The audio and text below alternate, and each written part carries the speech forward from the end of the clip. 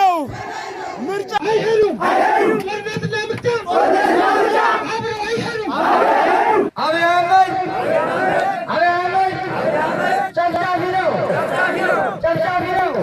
ይህ በአበልና በማስፈራሪያ ትዕዛዝ ወርዶለት ወጣችሁ ደግፉ የሚልን ትዕዛዝ ለመተግበር ሲባል ሴረኛና ዘረኛ ካድሬዎች የጠሩት በኦሮሚያ ክልልና ከኦሮሚያ ወደ አዲስ አበባ የተካሄደ አገዛዝ አገዝ ሰልፍ ነው። ራሱ የሚወደስበትን መፈክር የጻፈው ራሱ መንግስት ነው። መሪው የሚሞገሱበትን ስዕል ያሰሩት ራሳቸው የመንግስት ሹማምንት ናቸው። ብልጽግና አስገድዶት ብልጽግና በል ከፍሎበት የተካሄደ ካልወጣህ እንደ ጠላትም ትቆጠራለህ የተባለ ሰው የተገኘበት ትዕይንት ነው።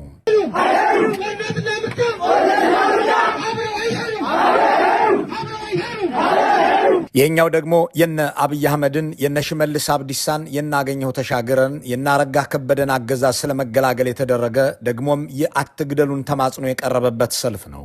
ብሶት የፈነቀለው በደል ያንገሸገሸው ቤተሰቡን በስደትና ሞት ማጣት የሰለቸው ህዝብ ማንም ሳይጠራው ከመንግስት ኮማንዶች ጋር እየተፋጠጠ ያደረገው ነው።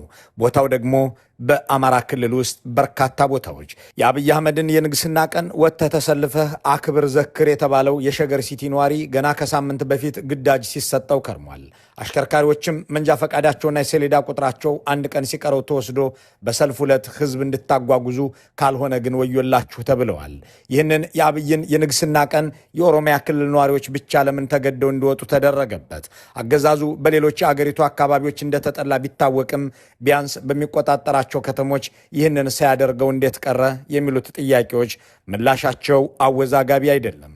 የኦሮሞን ህዝብ በዚህ አገዛዝ የተጠቀመ በማስመሰል የኦሮሞንም ህዝብ የአገዛዙ ጋሻና መሸገጊያ ለማድረግ ያሰበው እኩይ ተግባር ለመግለጥ ብሎ ያደረገው ነው።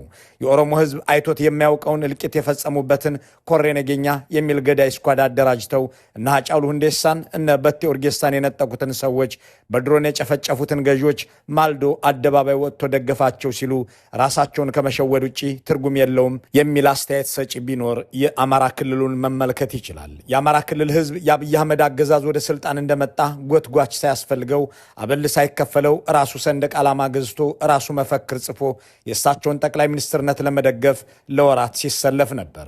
አገሬን የሚወዱ እኔን የማይጎዱ ሰው መጡልኝ ብሎ ባመነ ጊዜ የተሰለፈው ህዝብ በመጨረሻ አማራ በመሆኑ ብቻ እንዲገደልና እንዲታሰር አዋጅ አወጁበት። ቀየውን በታንክ ቤቱን በድሮን ናዱበት። ከሌሎች ሁሉ ሊያጋጩት ሞክረው አልሳካ ሲል ራሳቸው ዘመቱበት። ከአገሪቱ የመከላከያ እዞች ውስጥ ከአንዱ በስተቀር ሁሉንም አሰማሩበት። እናም ያ በ2010 መጋቢት እየተሰለፈ አብይ አህመድን የደገፈ የአማራ ህዝብ ገዳይነታቸውን ካረጋገጠ በኋላ አፈናቃይነታቸውን ካወቀም በኋላ ዘረኛ አእምሯቸውንም ሲገነዘብ ለእናንተስ አልገዛም አልታዘዝም ብሎ ውሸታም ናችሁም ብሎ በዘንድሮ መጋቢት 24 ሰልፍ ወጣባቸው። ተወገዱልኝና የሽግግር መንግስት ይመስረት እያለ ለዚያውም አብይ አህመድ አሸባሪ ነው እያለ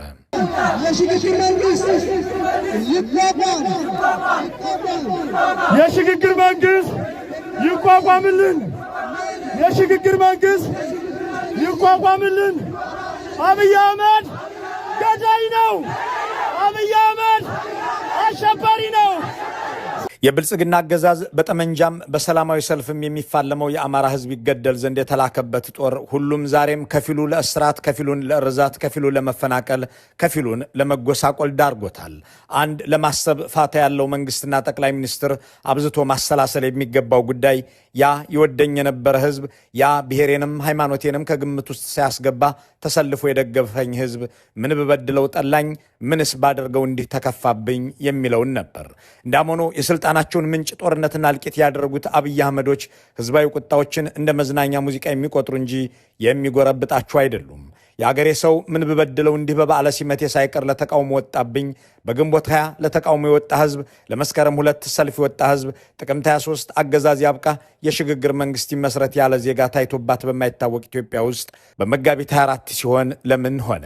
ይህንን ጥያቄ መጠየቅ ሰላምም ለማምጣት አገርንም ለማዳን ቁልፍ አጀንዳ መሆን ይችል ነበር። ሰላም ይምጣ ጦርነትም ይቁም የሚለው የኢትዮጵያ ሕዝብ ጥያቄ አሁን ጮክ ብሎ እየተሰማ ነው። ሰላም እንዳይመጣ ጦርነትም እንዲቀጥል አበክሮ እየሰራ ያለው አገዛዝ ደግሞ ጡጦውን እንደተቀማ ሕፃን ልጅ እየተወራጨ ነው። ሕዝብ ጦርነት ይቁም ሲል አገሬው ሰላሜን መልሱ ሲል የሚበሳጩ ገዢዎች እንዴት ጦርነት ተውትሉናላችሁ እያሉ በፓርላማቸው ሳይቀር ተናግረዋል። እንዲያም ሆኖ ጦርነት እንዲቆምና ሰላም እንዲመጣ የሚጠይቀውን ሕዝብ አጀንዳ ያነገቡ የፖለቲካ ኃይሎች ጦርነትን እንጀራው ሰላም ማሳጣትን እህል ውሃው ያደረገውን የአብይ አህመድን አገዛዝ በቃ ለማለት የኢንተርኔት ትዕይንተ ህዝብ አዘጋጅተዋል። በነገው ዕለት በሚካሄደው በዚህ ህዝባዊ ትዕይንት ላይ ምን ይጠበቃል የሚለው ጉዳይ መነጋገሪያ ሆኗል። የአገሪቱን ፖለቲካ ከከተማ ወደ ጫካ አሊያም ወደ ስደት ልኬዋለሁ ብሎ የሚያምነው ብልጽግና በውጭ ሀገር የሚኖሩ ተቃዋሚዎቼ እኔን ታግለው መጣል አይችሉም፣ የአገር ውስጦቹም ታጣቂዎች አይችሉኝም ባይ ነው። በእርግጥ ልክ ነው ወይ የሚለው ቁልፍ ጥያቄ ነው።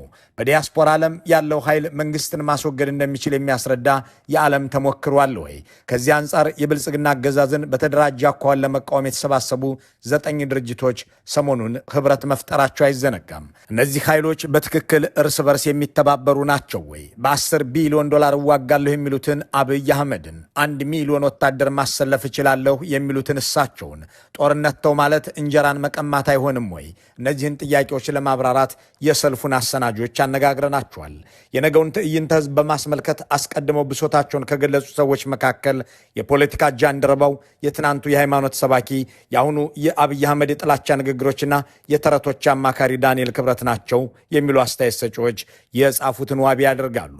ይህንን በማስመልከት አስተያየታቸውን የጠየቅናቸው ማለትም ስለ ዳንኤል ክብረት ሐሳብ ምላሻቸውን የጠየቅናቸው የህዝባዊ ትዕይንቱ አዘጋጆች ገረም የሚሉ ምላሾችን ሰጥተውናል። ወደ እናንተ እናደርሰዋለን።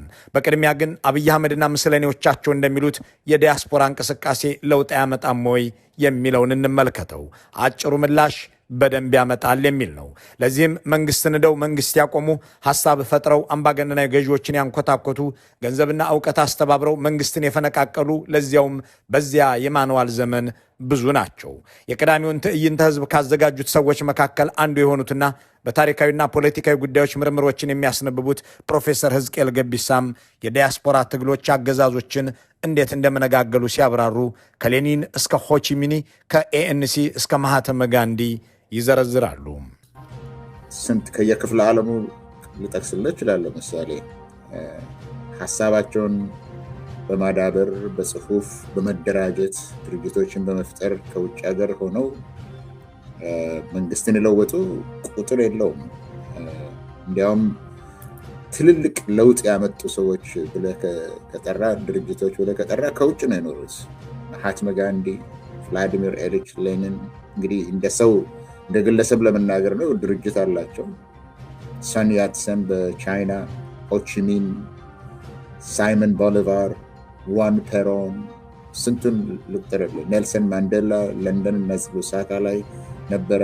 የእሱ ተከታዮች እነ ታቦ ምቤኪ እነ ኦሊቨር ታምቦ ውጭ ነው የነበሩት። አያቶላ ሆሜኒ እነዚህ ሁሉ ከውጭ ነው ተደራጅተው መንግስትን የለወጡት እና ኢትዮጵያ ከዚህ የምትለይበት ምክንያት የለም። በእርግጥ የዓለም ትላልቅ አብዮቶች የተዋለዱት አምባገነን ገዢዎች የተንኮታኮቱት ዲያስፖራዎች ባስተባበሩት ሰውና ባሰማሩት እውቀትም ነው። በማዕመር ጋዳፊ ላይ የተነሳው አመፅ የተቀነባበረውና በዓለም አቀፍ ደረጃ ድጋፍ እንዲያገኝ የተደረገው በለንደን ፓሪስና ዋሽንግተን በነበሩ የሊቢያ ዲያስፖራዎች ነው። እነዚህ ዲያስፖራዎችም ምዕራባውያን በጋዳፊ ላይ የአየር ድብደባ ጭምር እንዲደረግ ከፍተኛ የሎቢ ስራ ሰርተዋል።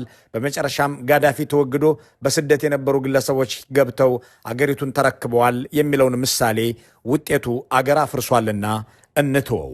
በ20ኛው ክፍለ ዘመን ዓለምን ለሁለት የከፈሉትን ካርል ማርክስንና ሌኒንን ግን ለውጥን ከውጭ ሆኖ መምራት ብቻ ሳይሆን አገር አቀፍ ለውጥ ማምጣትም ብቻ ሳይሆን ዓለም አንቀጥቅጥ አብዮት ማዋለድ፣ ፕላኔቷን ለሁለት የሚሰነጥቅ አስተሳሰብ መፍጠር እንደሚቻል ምሳሌ ናቸው።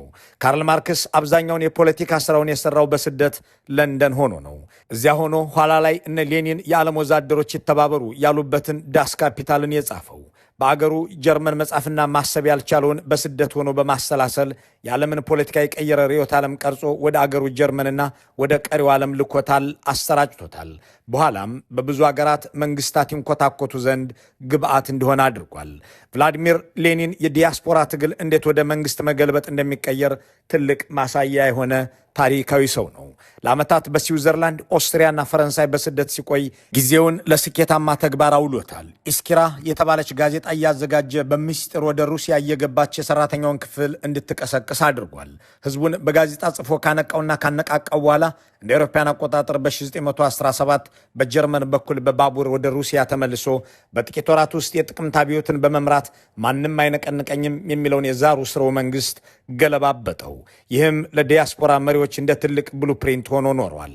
የዛሬዋን እስላማዊት ኢራን የመሰረቷት አያቶላ ኮሚኒ በፈረንሳይ በስደት በሚኖሩበት አንድ ደሳሳ ቤት ውስጥ በካሴት እየቀዱ ይልኩት የነበረው ድምፅ ለሺህ ዓመታት የቆየውን የንጉሥ መንግስት አሳዶ አብዮትን አዋልዶ በአሜሪካ ግዝገዛና በእስራኤል ድብደባ ንቅንቅ የማይል ስርዓት ተክለዋል። ይህም የዲያስፖራ ፖለቲከኞች የመምራት ችሎታ ውጤት ሆኖ ተመዝግቧል። በለንደንና በኒውዮርክ የነበሩ የደቡብ አፍሪካ ዲያስፖራዎች የፈጠሩት አንታይ አፓርታይድ ሙቭመንት በዓለም አቀፍ ደረጃ ደቡብ አፍሪካ በኢኮኖሚና በስፖርት እንድትገለል በማድረግ የመንግስቱን የአፓርታይድ ስርዓት እንዲያበቃ ትልቅ ሚና ተጫውተዋል።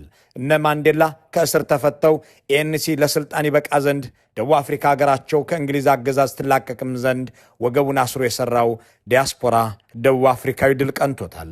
እንዲህ እያልን ብንዘረዝር አያሌ ምሳሌዎችን መጥቀስ እንችላለን። እነዚህ ሰዎች ፖለቲካን በስደት ዓለም ሆነው የዘወሩት እንዲህ እንደ ዛሬው ማህበራዊ ሚዲያንና ስማርት ስልኮችን ተጠቅመው ሳይሆን ጋዜጣና መጽሔትን፣ ካሴትንና በራሪ ወረቀቶችን ወደ አገር ቤት እየላኩ ነው። እንዲህ ያለውን ነገር የሚያውቁ የብልጽግናን አገዛዝ ለመገዝገዝ የወሰኑ ጊዜ እውቀትና ገንዘብ የመደቡ ዲያስፖራዎችም በስደት ሆናችሁ አትነቀንቁኝም የሚላቸውን መንግስት ታሪክንም ሆነ ፖለቲካን የማይገነዘብ ይሉታል። በነገው ዕለት ይካሄዳል ተብሎ የሚጠበቀውን ትዕይንተ ህዝብ ከሚያስተባብሩ ሰዎች አንዱ የሆኑትና አገርህ አትገባም ተብለው ለስደተኛነት የተዳረጉት ዲያስፖራው ፖለቲከኛ ልደቱ አያሌው ዋናው ባለቤት የአገር ውስጡ ህዝብ ነው ይላሉ። መንግስትን የሚጥለው ኢትዮጵያ ውስጥ ያለው በአምባገነኑ ኃይል እየተገዛ ያለው የኢትዮጵያ ህዝብ ነው መንግስትን ሊጥል የሚችል። ያ ማለት ግን የኢትዮጵያ ህዝብ ትግል እንዲጠናከር ለድል እንዲበቃ የራሳችን ሚና የለንም ማለት አይደለም። ነገር ግን የመንግስትን የመጣል የማሸነፍ ዋናው ሚና የኛ አይደለም። እኛ የማገዝ ነው ሚናችን። የኢትዮጵያ ህዝብ ነው መንግስትን ሊጥል የሚችል። በእርግጥ የአገሪቱ ህዝብ ብሶቱንና በደሉን ባገኛቸው አጋጣሚዎች ሁሉ ደጋግሞ አስተጋብቷል። በአብይ አህመድ በዓለ ሲመት ዕለትም ጭምር በ2010 መጋቢት 24 ስትሞት ኢትዮጵያ ነህ፣ ስትኖር ደግሞ ኢትዮጵያዊ፣ የፈለግከውን ባንዲራ ያዝ፣ የፈለግከውን ፓርቲም ደግፍ እያሉ በማታለል ወደ ስልጣን ሲመጡ እንዲህስ ያሉትን መሪ ልደግፋቸው ብሎ የተሰለፈው የአማራ ህዝብ በ2018 መጋቢት 24 አብይ ገዳይ ነው፣ አብይ ውሸታም ነው፣ አብይ ሄዶ የሽግግር መንግስት ይመስረት ይቋቋምም እያለ ተጋፈጣቸው። ከህፃን እስከ አዋቂ፣ ከተማሪ እስከ አስተማሪ፣ ከአርሶ አደር እስከ ሐኪም ተሰልፎ ያወገዘው ህዝብ የአገሩ ባለቤት ነው። መምህር ጋውኑን እንደለበሰ፣ አርሶ አደር ሞፈን ቀንበር ተሸክሞ፣ ተማሪም ቦርሳውን አንግቦ በአደባባይ ላይ ተሟል። ለዚያውም ከብልጽግና ጋር የምጋራው አገር የለም እያለ በምርጫ አታታልሉንም፣ በሽንገላ ምርጫ የምንሰጠው ህጋዊ ስልጣን አይኖርም እያለ በአደባባይ ዋለ።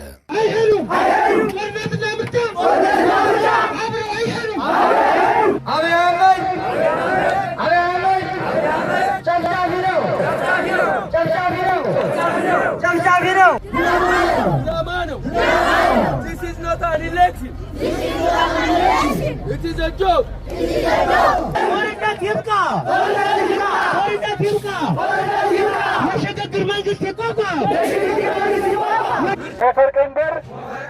ተፈርቀንበር ይዘን ቀርበናል።